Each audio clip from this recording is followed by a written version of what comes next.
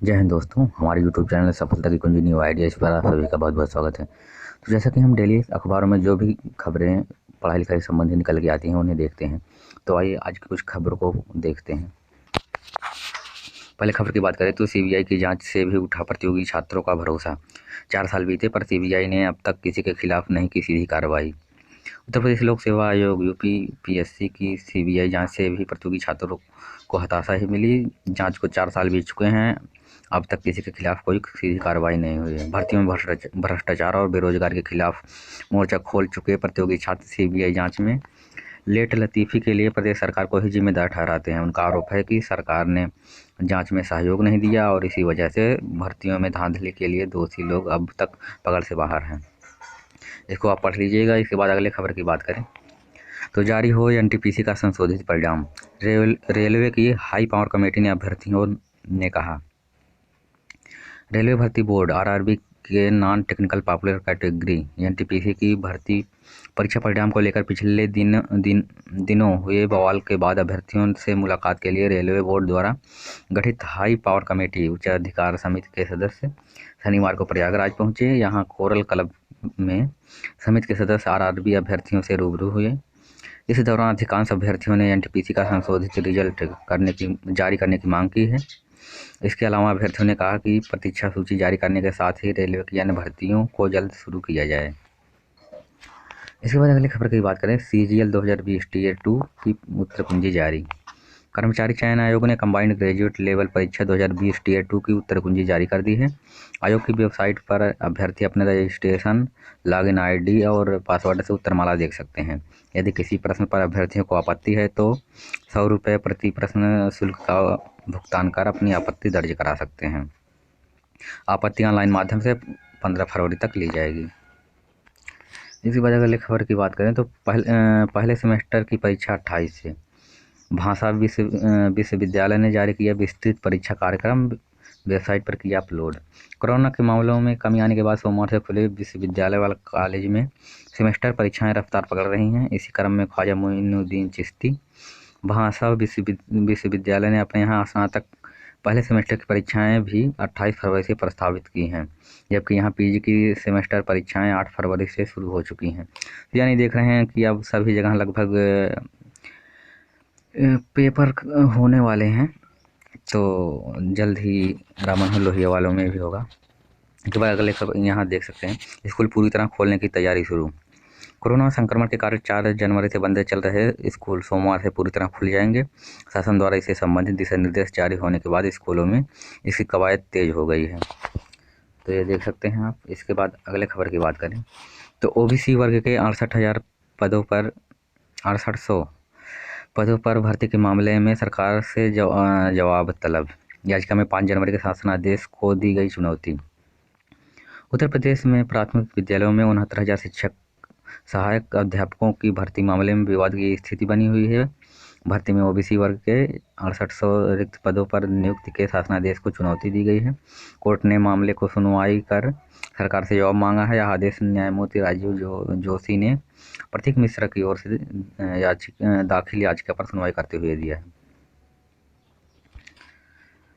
तो ये आप पढ़ सकते हैं। उसके बाद अगले खबर की बात करें तो यूपी टीईटी पेपर लीक मामले में कंप्यूटर लैब संचालक गिरफ्तार। बड़ा तो सुरजपुर में दर्ज किए गए केस में एसटीएफ ने दबोचा। बीएड द्वितीय वर्ष का छात्र है आरोपी, 250 कंप्यूटरों की चलाता है लैब। उत्तर प्रदेश शिक्षक पात्रता परीक्षा यूपी टेट के प्रश्न पत्र लीक के मामले में एसटीएफ की नोएडा यूनिट ने 25,000 के फरार इनामी को शुक्रवार देर रात सुरजपुर से गिरफ्तार किया है। आरोपी की पहचान बुढ़ाना मुजफ्फरपुर निवासी बलराम उर्फ बबलू के रूप में हुई है। बीएड करते करते अपनाया गलत रास्ता। इस वजह अगले खबर की बात करें शुल्क भरपाई के लिए ऑनलाइन आवेदनों की खामियां सुधारने का 21 तक मौका। छात्रवृत्ति एवं शुल्क प्रतिपूर्ति योजना के ऑनलाइन आवेदनों में खामियां सुधारने के लिए 21 फरवरी तक समय दिया गया है। यानी जो संशोधन है स्कॉलरशिप का, उसके लिए 21 फरवरी तक का समय दिया गया है।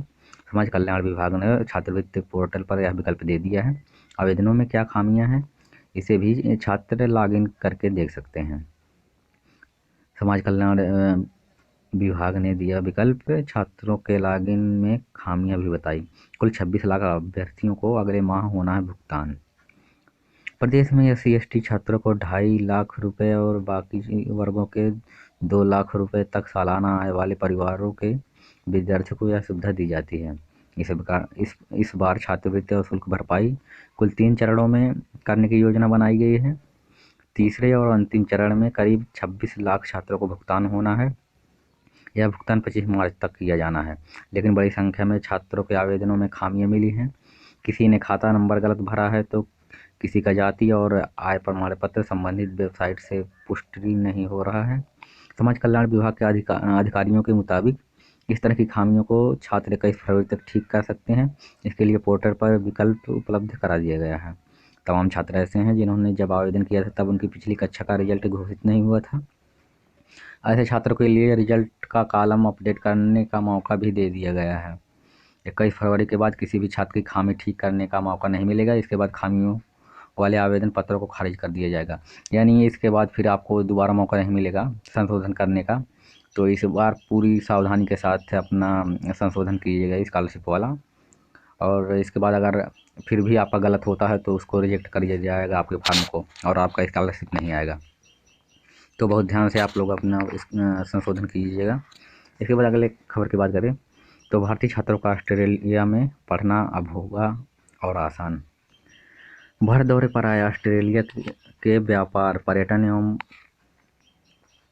निवेश मंत्री डैन तेहान ने दोनों देशों के बीच हुए समझौतों पर बड़ा ऐलान किया। उन्होंने कहा, भारत के लिए कैनबरा द्वारा घोषित मैत्री पहल, रोड्स एंड फुलब्राइट छात्रवृत्ति भारत ऑस्ट्रेलिया के बीच रिश्ते और बढ़ाएगी व सुधारेगी। उन्होंने कहा, इससे भारतीय छात्रों का ऑस्ट्रेलिया में पढ़ना और आसान होगा।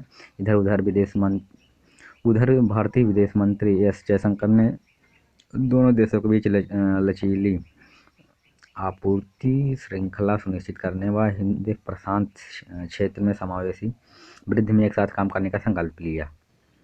ऑस्ट्रेलियाई विदेश मंत्री के साथ जयशंकर ने की क्षेत्रीय बहुपक्षीय मुद्दों पर वार्ता। तो देख सकते हैं ऑस्ट्रेलिया भी सहयोग कर रहा है भारतीय छात्रों को पढ़ने के लिए। तो बस इतना ही खबरें थी आज के लिए। ऐसी ही खबरें अगर रोज़ाना आप पढ़ना चाहते हैं तो हमारे चैनल को सब्सक्राइब जरूर कर लीजिए, क्योंकि ऐसी खबरें हम हमेशा डेली प्रोवाइड करते रहते हैं। जय हिंद।